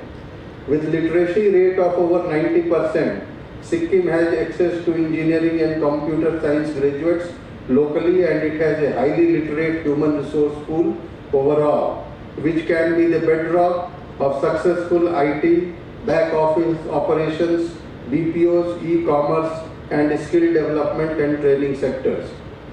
The state IT department is setting up a state-of-the-art IT park and other facilities within the state. Sikkim, like India, boasts of a large number of population between the age group of 18 and 35 years, who are all well educated and have hands-on training well suited for the task. Sikkim is to develop wind and solar energy and for utilizing the new green energy techniques in pump storage power projects and green hydrogen projects. The government of Sikkim fully recognizes the need for a healthy and investor-friendly policy regime. Department of Commerce and Industry effectively escorts such prospective investor and facilitates the fructification of investment in the best possible manner. This escort mechanism effectively redresses investor concerns, and Sikkim now has online availability of private lands for investors in industry and service sectors to make the land allocation process hassle-free. The state has already put in place various measures for improving the ease of doing business. The Ease of Doing Business Committee led by professionals have been constituted to identify the investors' concerns and the mechanism to resolve these concerns. While the government will continue developing the social and entrepreneur ecosystem, marketing mechanism and fostering a conducive environment for investment, we need long-term commitment and proactiveness from the participants of this prestigious Business 20 engagement. I am pleased to know that Business 20 is bringing together various nations, and the deliberation today will help in identifying priorities and will provide a platform to deliver concrete actionable policy recommendations for the growth of economy of Sikkim and India. It brings me great joy to mention that the B20 delegates are visiting our beautiful estate at the most appropriate time when our rhododendrons and other seasonal flowers are in full bloom, adding more colors and vibrancy to the estate. You will also be fortunate to witness the mighty Kanchenjunga in its full glory during this time of the year. We are also pleased to showcase our unique and vibrant culture through music, dance performance and local cuisine during the gala dinner which is being hosted in your honor today evening. I wish you a pleasant stay and hope that you take in your memories the sights and sounds of pristine beauty and other alluring places and the festivities of the MG Mart which the state has to offer. On this note, I wish the Business 20 sessions every success and all of you a most rewarding and fruitful discussion. Thank you and Jai Hind.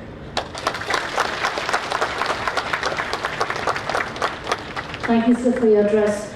At this juncture, to share with us his insightful keynote address, may I humbly request Shri Prem Singh Tamang, Honorable Chief Minister of Sikkim, to kindly share his insights.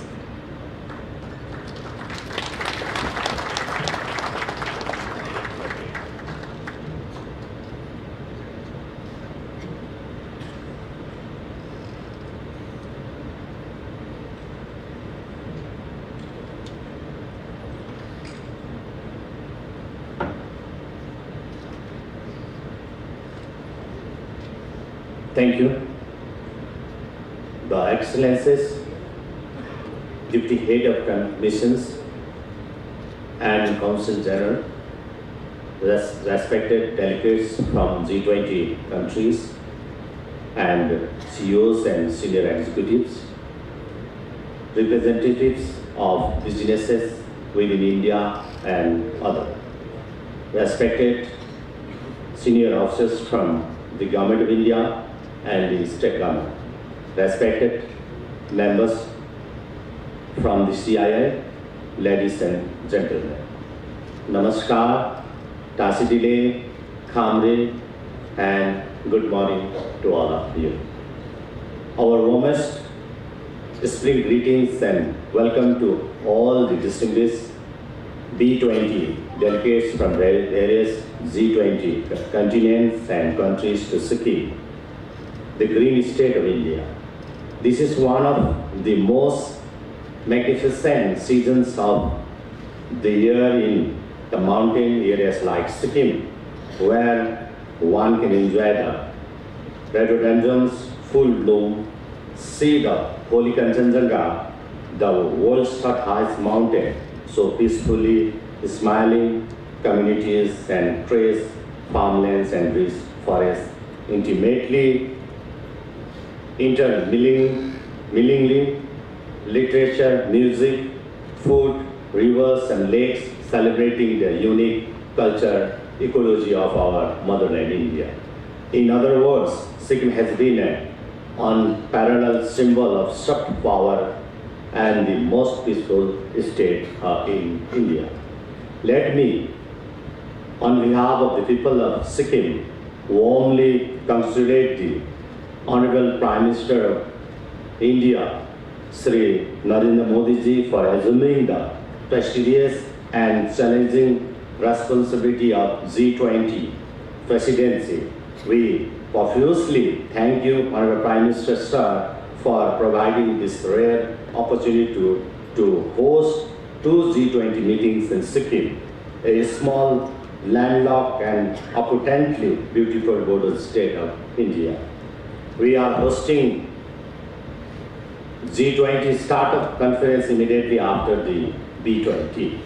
The G20 presidency to India once again signifies the confidence and commitment of both the developed and developing countries in the proven ability of our Honorable Prime Minister, Sri Narendra Modi ji, to lead the global world in a range of critical issues of global concern. I would also like to express our gratitude to the President of the Confederations of Indian Industry and also the Chief Coordinator of India's G20 Secretariat for hand-holding and facilitating the B20 conference. I am deeply impressed with the critical theme of opportunities for multilateral business partnership in tourism, hospitality, pharmaceuticals, and organic farming of the B20 conference today. This theme actually resonates accurately with what we stand for in this state. Sikkim is the mountain coat of India that interconnect the entire humanity, culture, natural resources, trade and commerce, pilgrimage and tourism in the Himalayas. It protects its cultural ecology and environment from the adverse impact of climate change. I am delighted to inform this August gathering that in the overall index of Sustainable Development Goals, with a composite score of 71, we hold the 8th rank among 29 states in the country. Sikkim was the 3rd state in India to produce the Women Development Report in 2001.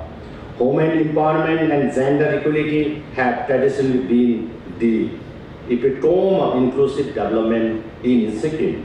The women of Sikkim actively and massively contribute to the state as administrators, policymakers, educators, legislators, farmers, social actors, community leaders, and entrepreneurs.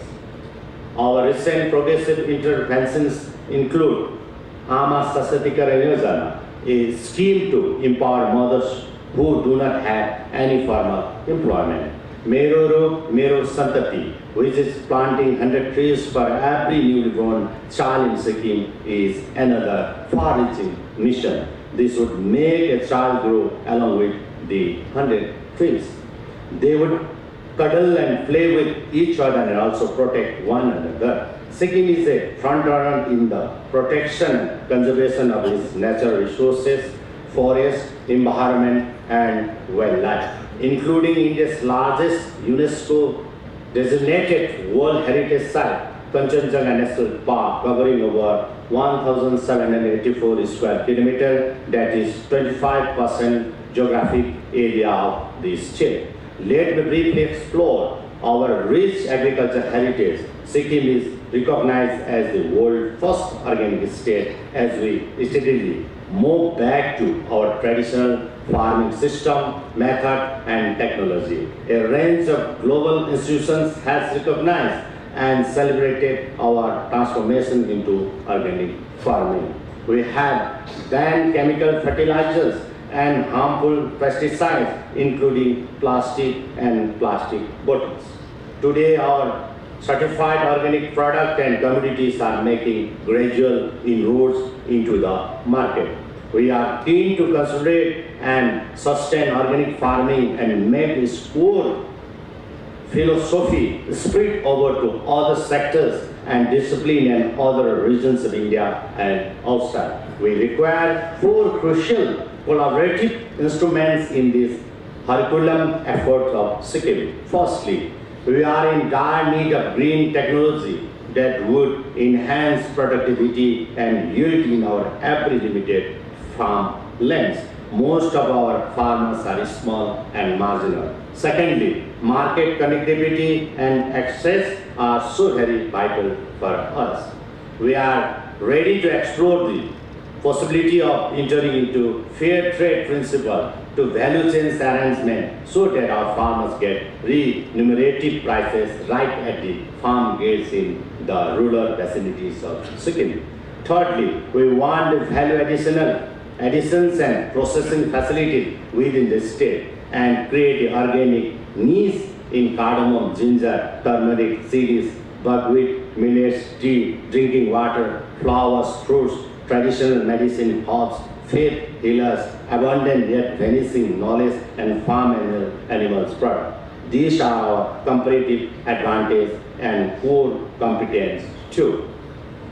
And fourthly, we need to build capacities among the new generation of farmers and train them on newer method of organic farming. We have varieties of organic seeds and plants which are mostly indigenous to Sikkim, yet we witness gradual erosion in seed varieties and their genetic pools. This means we need a range of interdisciplinary institutions that deal with training, research and experimentation, productivity, enhancement, processing, marketing and making other sectors move to organic culture. Therefore, I appeal to all the distinguished B20 and G20 delegates to support us, invest in these 4 areas and make Sikkim a green agroecological destination of the global world. We have made many innovative interventions including popular schemes like Mukhyamantri Krishi Atmanirbhar Yojana. Chief Minister said Reliant Agriculture Plan which covers a band of 13 crops. We now have established production cluster with evolving farmers producing organization. We are encouraging commercial banks and other financial and investment agencies. We are constructing a joint venture processing plant with a major multi-state cooperative society. If we are considering export zones to house private players in organic. Our government plans to transform organic farming as a multimodal agricultural heritage, which would act as an instrument of food security, remunerative livelihood, rural development, rural tourism, climate change resilience, national and global replication initiative, and a strong hold of new knowledge generation. With the highest per capita income in India, Sikkim is the emerging health, education and tourism hub of the Himalayas. In Sikkim, tourism has become a mainstay with arrival of 1.5 million tourists annually. We have one of the most vibrant biodiversity, affluent cultural heritage and colorful natural resources. Anyone who visits Sikkim goes back with vow to come back to this land of purity and serenity at least once more. Many tourists have written brilliant literature about their unparalleled experience of watching Mountain Kanchenjunga in its different attire during 24 hours of the day and in all 6 seasons of the year. Yak riding to visiting international borders with Bhutan, China and Nepal, praying at holy religious institution to eating the Sikkimese slow food, watching the flutters of butterflies, and murmuring to the red pandas, trekking in the valley of deep forest land to listening the whistles of Tista and Rangat rivers. Sikkim is a wholesome and perfect place for a tourist to visit.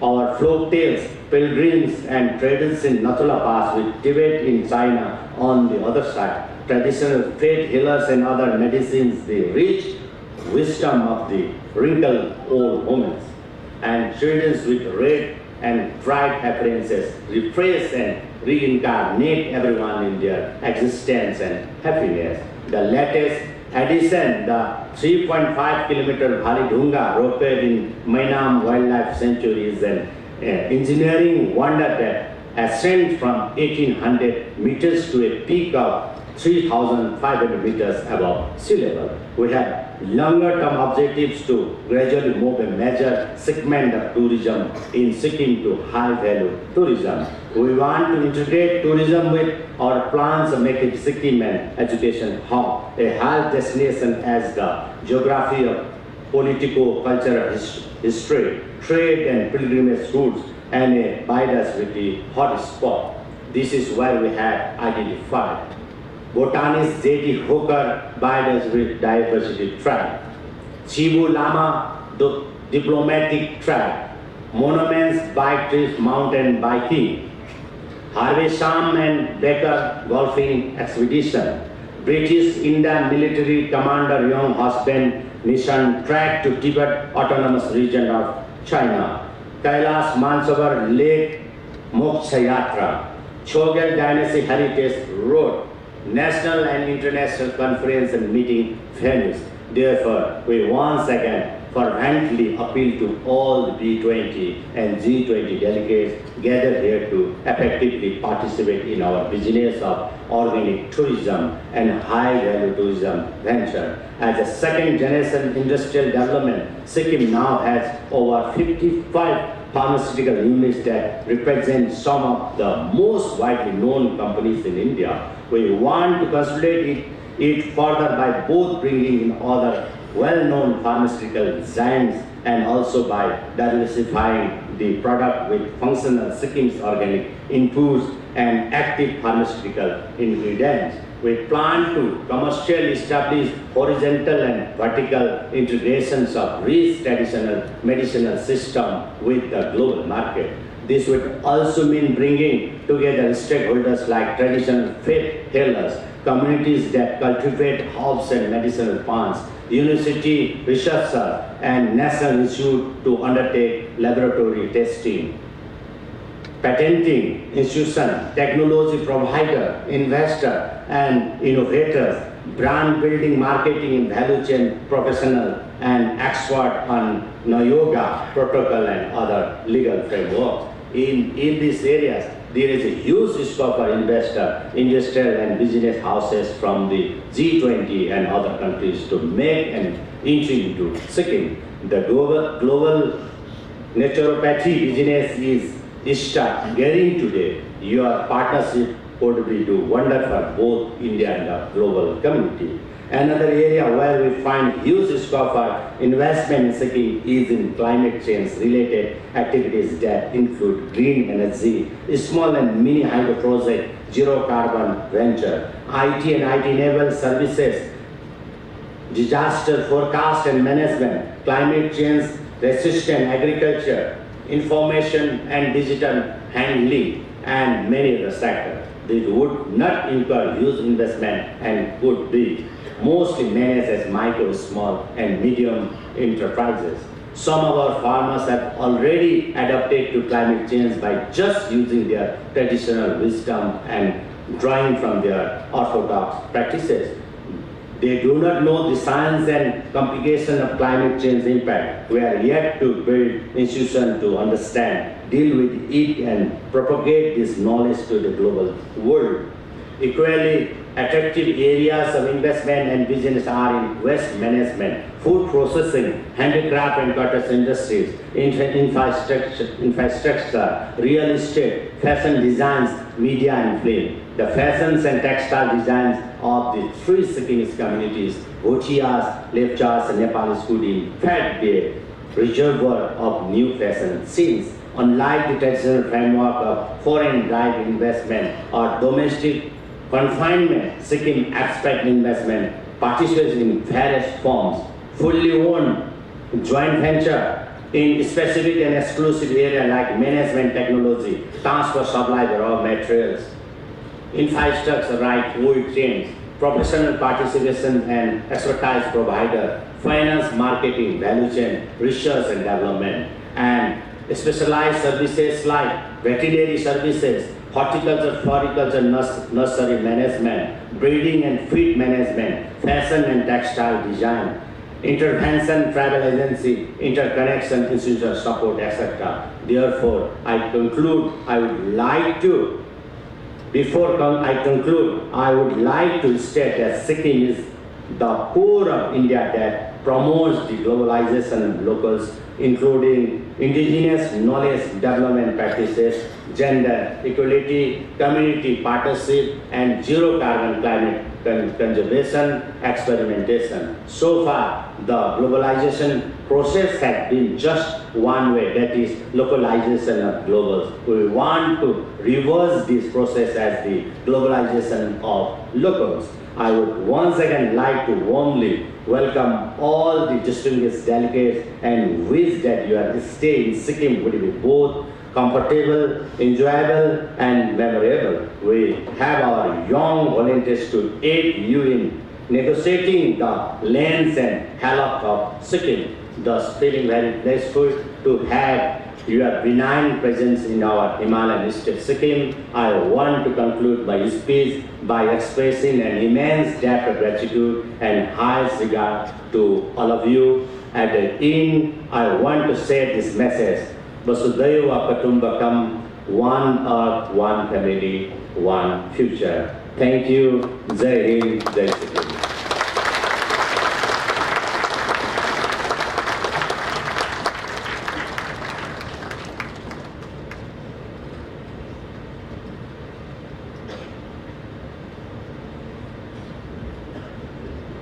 Thank you so much, sir, for your informative talk and leadership. Ladies and gentlemen, can we have one more round of big applause for the Honorable Chief Minister? Thank you. To mark the closing of the inaugural session of the Conference on Opportunities for Multilateral Business Partnerships in Tourism, Hospitality, Pharmaceuticals and Organic Farming, I would now like to request Ms. Namrata Thapa, Secretary, Department of Information and Public Relations, Government of Sikkim, to say a few words of thanks.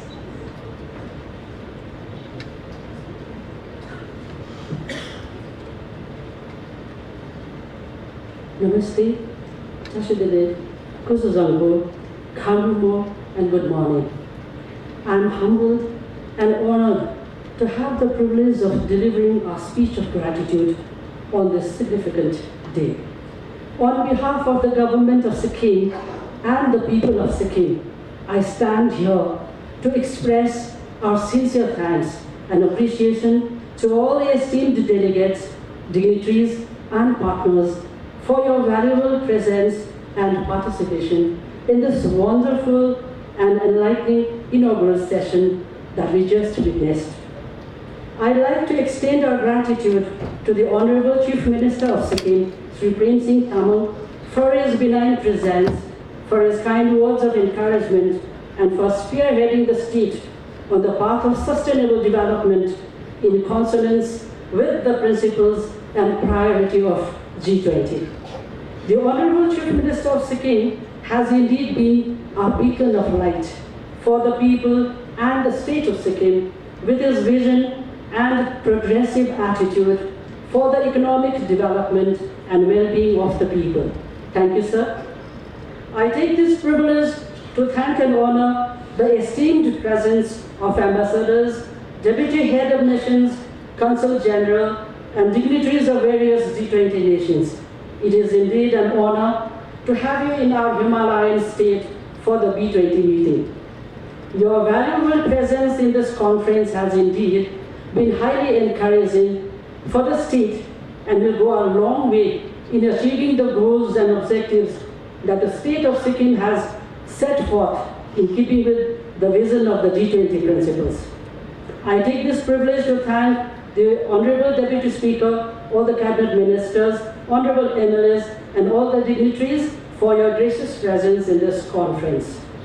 I would like to thank the Chief Secretary to the Government of Sikkim, Sri V.V. Pathak, for his enlightening address.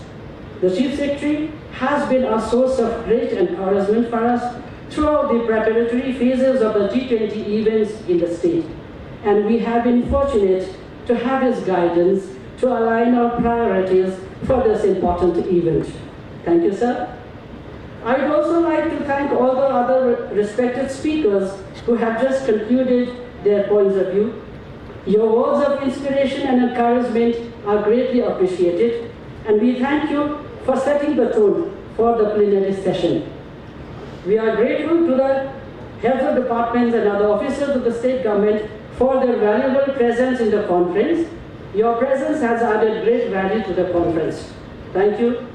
I would be failing on my part if I do not thank the Ministry of External Affairs, Government of India, Ministry of Commerce and Industries, Confederation of Indian Industries, and the officials of the G20 Secretariat for making the B20 in Sikkim a possibility.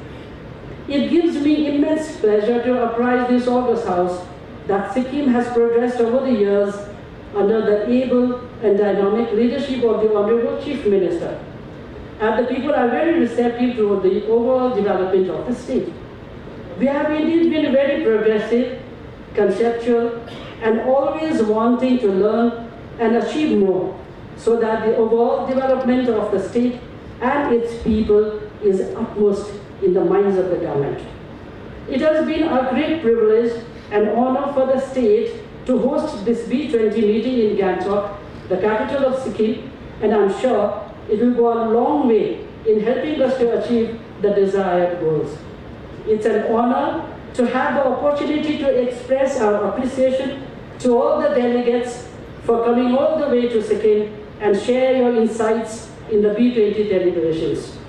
I'm confident that you would cherish the warmth and hospitality of the people of Sikkim, and not forgetting the salubrious climate, which goes a long way in making Sikkim one of the premier tourist destinations internationally and in India. The August gathering here at Chintan Bhavan is in perfect sync with the theme of India's G20 presidency, that is Vasudhaiva Kutumbakam, which translates into one earth, one family, one future, as we have esteemed delegates from all over the world congregate to deliberate on issues that concern the overall development of the state, the nation, and the world at large. Sikkim will take every endeavor to carry forward the objectives of the G20 in letter and spirit. I would once again like to express our deepest gratitude and thanks to all the participants and the dignitaries that have taken time out to make the deliberations fruitful, meaningful, and a grand success. Wishing you all a pleasant stay in Sikkim. Thank you very much. Thank you, Ms. Papa. Ladies and gentlemen,